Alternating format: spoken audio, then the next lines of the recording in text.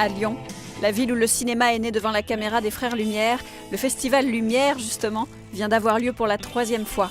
Ce festival sans compétition revisite l'histoire du cinéma, mettant à l'honneur cette année entre autres William Wellman et rendant hommage à Roger Corman, maître de la série B, qui a aussi révélé les plus grands talents du nouvel Hollywood comme Scorsese, Coppola et beaucoup d'autres. Je ne dirais pas forcément que mes films sont des classiques. Je sais que certains sont meilleurs que d'autres. Mais moi, en fait, je me vois avant tout comme un artisan.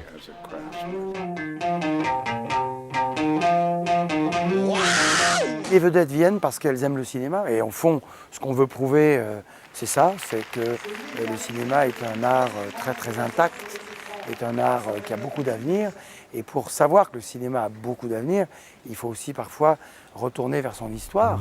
Ici, réalisateurs et acteurs viennent par amour, présenter des films qu'ils aiment, comme Benoît Delépine et Gustave Kervern, venus présenter Sous le soleil de Satan, avec en prime la surprise d'y retrouver, tiens, Gérard Depardieu. Oh, ils sont là tous.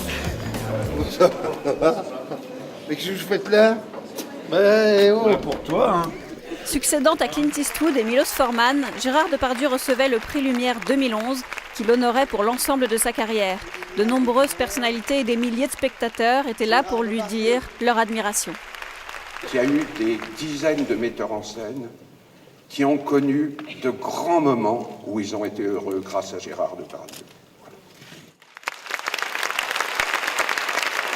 J'ai jamais vu de ma vie quelque chose dans lequel il y a un battement de cœur aussi puissant, avec une générosité et une chaleur exceptionnelles. À 60 ans passés et plus de 150 films tournés, peut-être le plus grand acteur du monde, Depardieu continue de nous fasciner. C'est un mec qui t'apprend le cinéma avec humilité et c'est tellement rare de nos jours. Je ne peux plus rien dire. Je ne peux qu'absoudre ou pleurer. C'est quelqu'un qui interroge tout le temps notre puritanisme, notre hypocrisie sociale, notre conformisme. Oh, allez, tirez-vous de là, allez, foutez-nous la paix. Encore aujourd'hui, Gérard Depardieu empêche le cinéma d'être bourgeois. C'est intéressant. C'est un peu le seul, quoi.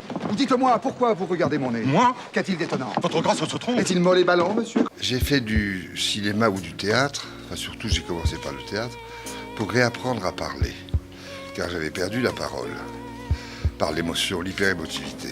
Tant que je suis vivant, puisque j'ai appris à parler avec le cinéma et le théâtre, bon, je pense que la pellicule est ma seule page.